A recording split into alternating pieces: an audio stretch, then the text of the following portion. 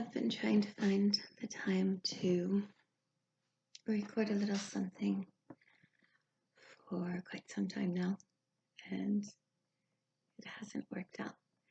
And I had plans, but every day got away from me, and so I never got to it. And now, the whole idea was I was going to do it somewhere light and see if I could get better quality video out of my laptop.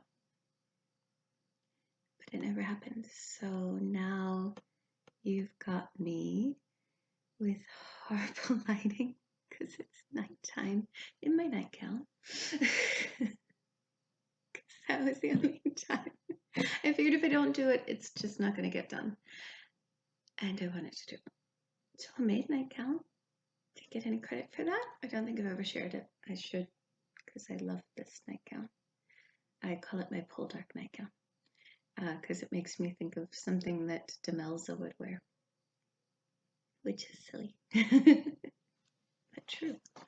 Did you know I read an article by the costume designer for the current series a while ago, and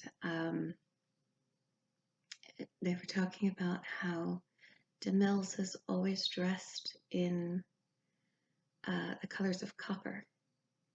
And if you think about it, it's true. She's always wearing either like rusty colors or rich, deep reds, or to the other way of blue greens and shades of that sort for when it's aged copper. And I just thought that was really an interesting little underlying theme that they snuck in there. Yeah, maybe you think it's interesting too. Maybe you couldn't care less. I am doing something a little bit different this week. The world. Can you hear the kids?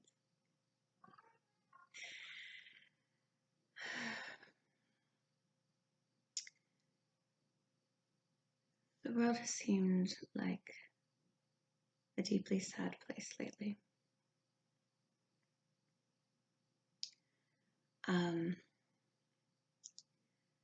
And I think that children and adults too need hope and joy in their lives if the world's going to get to be a better place. If anyone is going to make a difference, it's going to be somebody who has joy in life, who has hope. I think it's really important. So that's part one of I've been looking for, struggling with my words tonight because I came in here to do this all in a rush, to take my chance, my one little spare moment. I have been looking for ways to add more joy into our lives, to get back to a way of living I feel like we've gone away from. I feel like in my own household, we've been going from one crisis to the next and living that way, not living a life, but living from just running from one crisis to the next. And that's not a life, that's an emergency. And that's not how I want things to be. So I've been working really hard at trying to reclaim joyful practices, joyful activities, trying to make space, trying not to let the urgent eclipse what's truly important. So that's something I've been doing in my own house.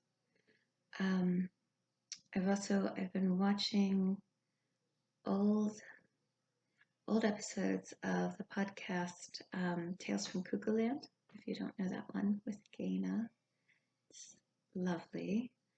And she was doing this vlog series of just kind of documenting bits of their lives, the family. And the girls and I have been watching that actually. Maria say to me, "Mom, don't you have some laundry to fold? And do you want me, while you're in here, do you want me to maybe put on a podcast for you? I'll make some tea." Yeah. So we've been watching that and enjoying it. And it got me thinking back 2 years ago when I blogged regularly, and this one series that I used to do a week in the life, where each day I would recount parts of the day, take pictures throughout the day, recount parts of the day, and I would do that for a week, which, by the way, was exhausting. It was so much work. It was fabulous, though, because I then had this little pocket, this little pocket of time, a picture of this little moment in time when various kids were various ages, or we were at a certain house, or there was this going on or that going on. And so then I had this little document where I could go back and look at a week from our life. And those are some of my favorite posts. I really like to look back at those every once in a while. It's nice too when I'm feeling like I failed my kids or something, to go back and go, look, but I actually did some stuff. See, I did some things. See, we went to the farm in 22.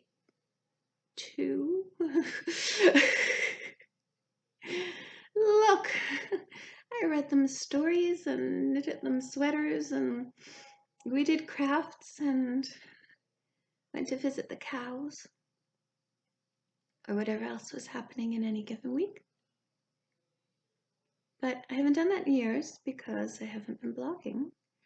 And even the last couple of times I did it, I ran out of steam by the end of the week. I gave up on the last few days because I just never got around to posting them. So this is my updated idea right now in this moment. I don't know if I'm going to do it a bunch. The light's really intense on me. Is that better? I don't know if I'm going to continue to do it. Not a lot better, is it? But I did it this week.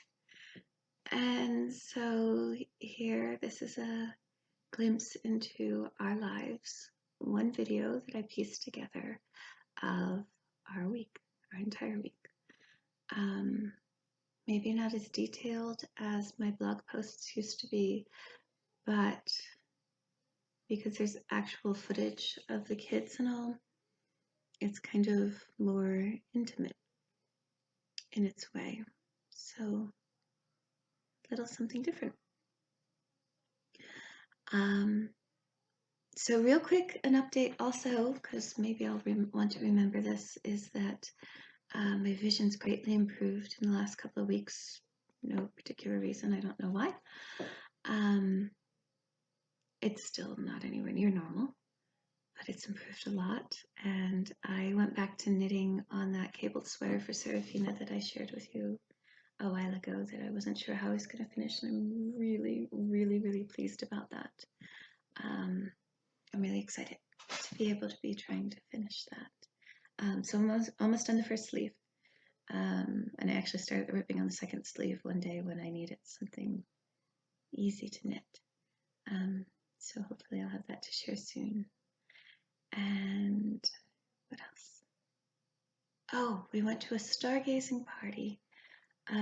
This is part of my mumming is that this is actually, I'm recording this part of the video 2 weeks after the fact, after all the pictures and the other videos, because I just never got around to it. But in the week in question, the week that you're going to see in the rest of this video, we went to a stargazing party. It's a lovely idea. We have a friend who's really into astronomy, just fabulous, lovely, lovely, lovely man. And he has an incredible telescope. And we went to another friend's house, big open field in the back, and spent a night, an evening there with a whole bunch of other people. Wasn't as magical as I was hoping it would be. It didn't live up to my expectations.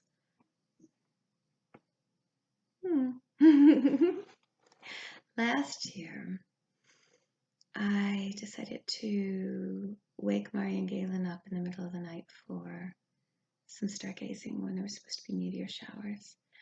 And we had just such a lovely, reverent, peaceful time. We went to various spots in our yard and just watched the sky and were together, and it was really, really lovely. But our yard's really treated, and we live in the woods. We literally live in the middle of the woods. And so we have a little clearing around the house. That's all. So it really, honestly, we didn't really see much of anything. Yeah, we didn't really see much of anything. We saw Mars, which was nice, but we'd been seeing Mars all summer because it just happened to be like framed in our kitchen window at night last year. So we didn't see much of anything except for just, some stars that we would otherwise see, but it was just such a lovely experience being together. And they'd asked me if we could do that again sometime. And so, knowing that we were going to this big open space and we were going with somebody who knows all about these things, and there was going to be a giant telescope and all this wonderful stuff, it really built up in my mind as just going to be fabulously magical.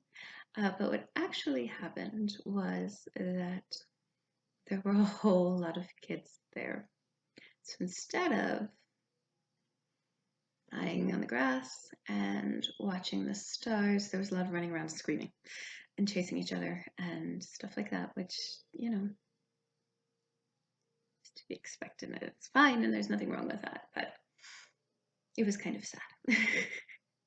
And Serafina came to me afterwards a few days later and said, can we go out and watch the stars again without my friends there? Quietly laying. I said, well, you had a chance to quietly lay and watch, without my friends there. They needed me to play. Of course they did.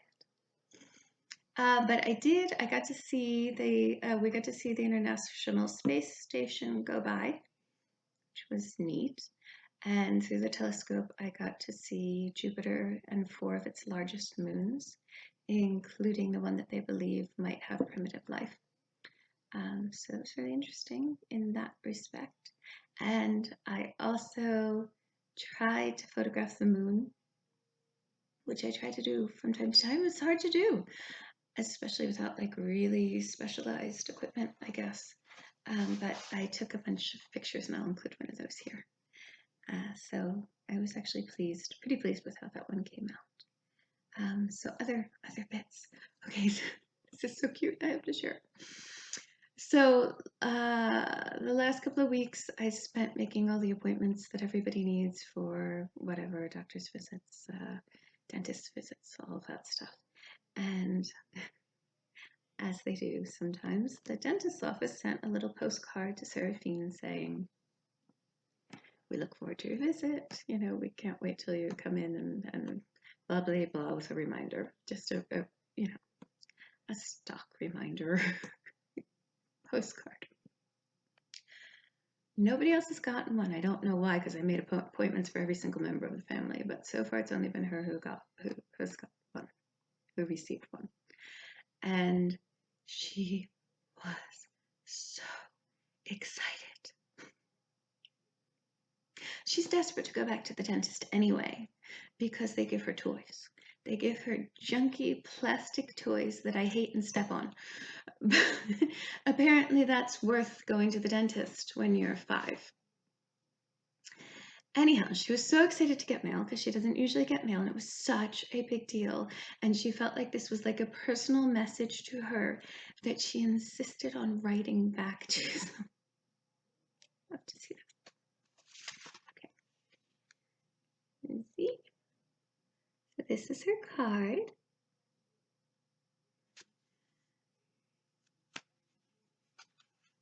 And she had us write things on it.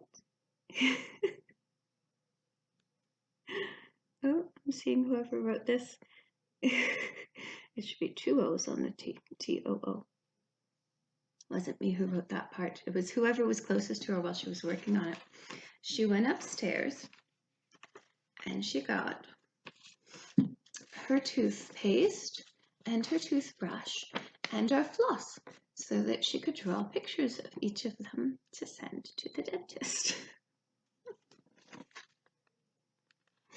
How cute is that? How stinking adorable is that? So I am putting it in the mail because how can I not? Yeah. How cute is that? So also I have some of her drawings over here just because she was deciding between them to enter in the county fair. So I don't know how well you can see in this light. She can't decide, so if you have a vote, you let me know.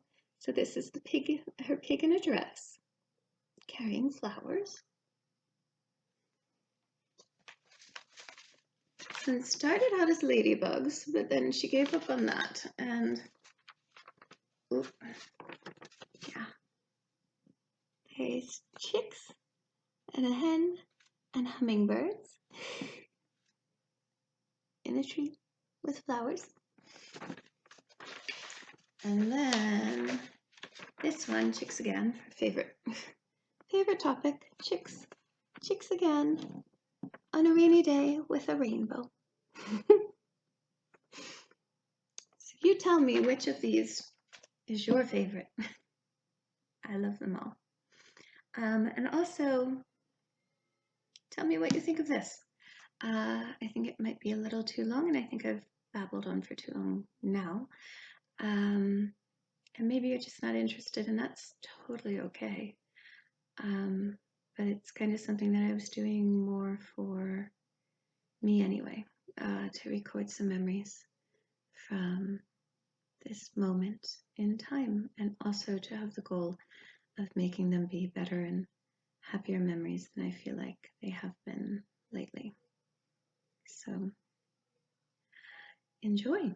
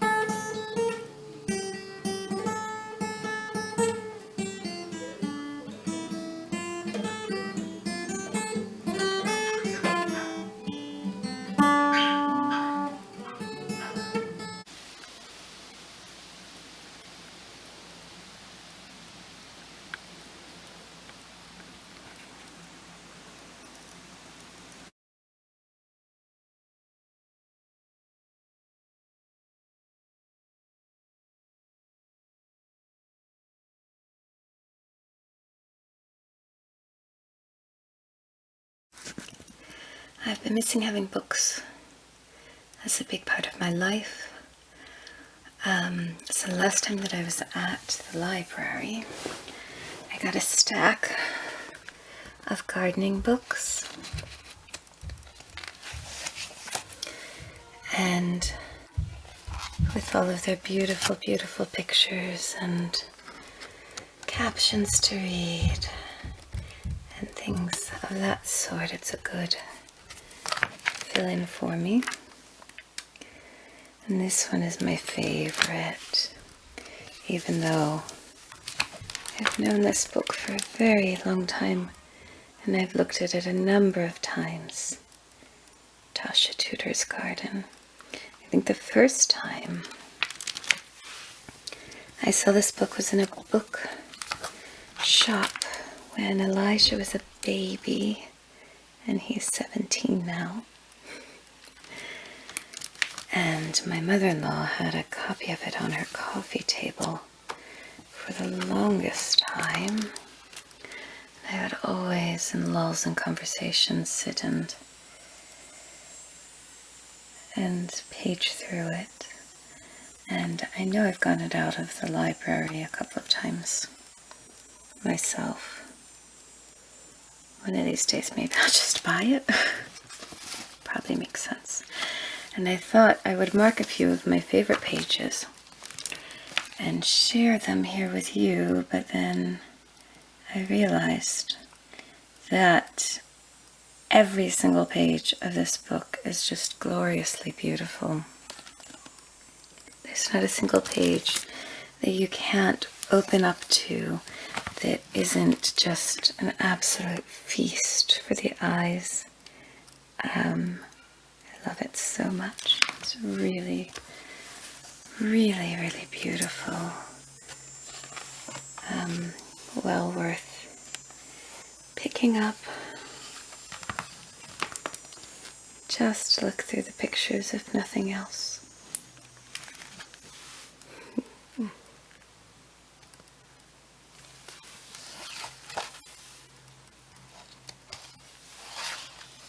There are so many, and they're all just lovely. And so this is very beautiful, very inspiring. And if you saw my last video of my garden, also a little guilt-inducing. Also makes me feel a little incompetent, which isn't totally fair, because it's not that I don't know how to do it, it's just too much going on to do it, or I've been too unwell to do it. Tasha, I've seen footage of her saying things like that she's never had a day of depression or a headache in her life. And she attributes it to gardening and goat's milk. Maybe I need more goat's milk. But what she did accomplish in her gardens was absolutely stunningly beautiful. But yes, I think we have very different constitutions. Because I think I'm pretty much the opposite of that. A day without a headache's a rare day. Just think what I could have done. Gosh, isn't this lovely?